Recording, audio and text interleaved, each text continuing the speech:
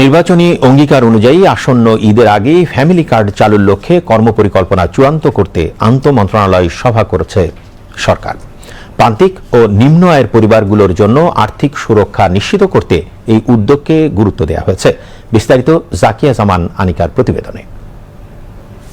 ঈদের আগে family card চালুর লক্ষ্য সামনে রেখে সচিবালয়ে অনুষ্ঠিত হয়েছে এক গুরুত্বপূর্ণ আন্তঃমন্ত্রণালয় সভা।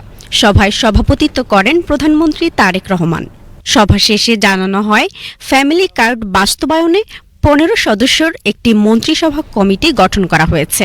এতে রয়েছেন 2 জন মন্ত্রী ও 2 জন প্রতিমন্ত্রী সহ সংশ্লিষ্ট মন্ত্রণালয়ের প্রতিনিধিরা।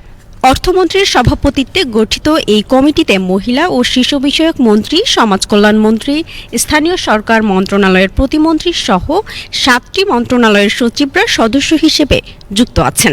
মহিলা ও শিশু বিষয়ক মন্ত্রণালয় কমিটিকে সার্বিক সহায়তা দেবে। কমিটির কার্যপরিধিতে বলা হয়েছে, ফ্যামিলি কার্ডের একটি কার্যকর ডিজাইন প্রণয়ন, সুবিধাভোগী নির্বাচনের মানদণ্ড চূড়ান্তকরণ এবং একটি সমন্বিত ডাটাবেজ তৈরি করা হবে। এই মাস থেকেই ঈদের আগেই আমরা আমাদের এই ফ্যামিলি কার্ড বন্টনের কাজ বাস্তবায়ন শুরু করব ইনশাআল্লাহ। কারণ এটা আমাদের নির্বাচনী ওয়াদার মধ্যে সবচেয়ে গুরুত্বপূর্ণ ওয়াদা। হত দরিদ্র থেকে আরম্ভ করে তারপরে দরিদ্র, তারপরে মধ্যবিত্ত, এইভাবে যাবে। ঈদের আগেই পাইলট প্রজেক্ট হিসাবে চালু। জাতীয় পরিচয়পত্র ও ন্যাশনাল হাউসহোল্ড ডাটাবেজের আওতায় ডিজিটাল MIS প্রস্তুতের পরিকল্পনা রয়েছে। প্রাথমিক পর্যায়ে দেশের 8টি বিভাগের প্রতিটিতে একটি করে উপজেলায় পাইলট প্রকল্প চালুর লক্ষ্য নির্ধারণ করা হয়েছে। তবে কোন কোন উপজেলায় এই কার্যক্রম শুরু হবে তা এখনো চূড়ান্ত হয়নি।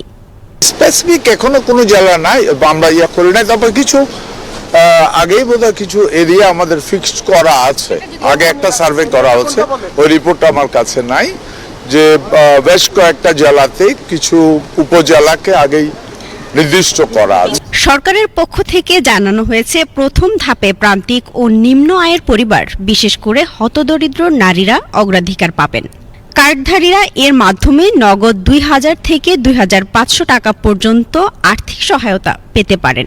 রাজনৈতিক মতাদর্শ, কোনো ধর্মীয় অনুভূতি অথবা কোনো লিঙ্গভিত্তিক কোনো ধরনের বৈষম্যের শিকার কেউ না হয়, সেই জন্য এটা ফ্যামিলি কার্ডটা ইউনিভার্সালি যে প্রতিটি এলাকায় পর্যায়ক্রমে এটা বাস্তবায়ন করা হবে। এবং আমরা এটি ইন কাইন্ডস না দিয়ে আমরা টাকা সরাসরি যে ফ্যামিলি প্রধান যে মা, সেই মায়ের কাছে যাতে পৌঁছে যায়, সেই জন্য সবচেয়ে লেটেস্ট IT ভিত্তিক আমরা যে মাধ্যম সেটা ব্যবহার করব। কার্ড বিতরণের মানদণ্ড ও সুবিধাভোগীর সংখ্যা এখনো চূড়ান্ত না হলেও আগামী 24 ফেব্রুয়ারির মধ্যে একটি প্রাথমিক প্রতিবেদন জমা দিতে কমিটিকে নির্দেশ দেওয়া হয়েছে। সামাজিক সুরক্ষা কর্মসূচিকে আরও সমন্বিত ও লক্ষ্যভিত্তিক করতেই ফ্যামিলি কার্ড চালুর এই উদ্যোগ বলে জানিয়েছে সরকার।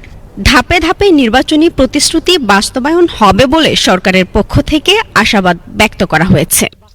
জাকিয়া জামান আনিকা, BTV নিউজ।